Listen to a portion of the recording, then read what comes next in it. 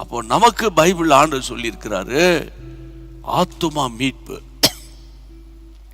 விசுவாச வாழ்க்கையில வளர வளர வளர உங்க ஆத்துமா ஃப்ரெஷ்ஷா இருக்கும்.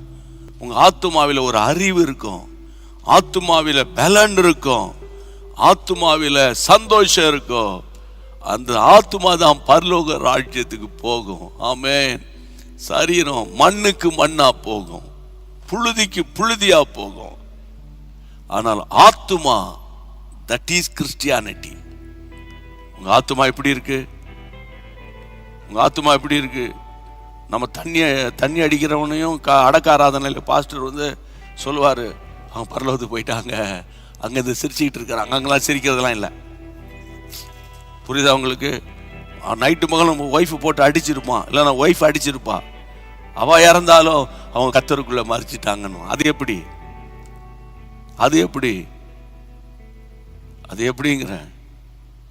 அப்போ இன்றைக்கு இந்த கடைசி காலத்தில் பிரியமானவர்களே, ஏதோ பொண்ணுக்காக, பொருளுக்காக, வேலைக்காக, ஏதோ உலக ஆசீர்வாதத்துக்காக இயேசு இயேசு இயேசுன்னு வந்துட்டு உங்களுடைய ஆத்துமாவை மிஸ் பண்ணிடாதீங்க.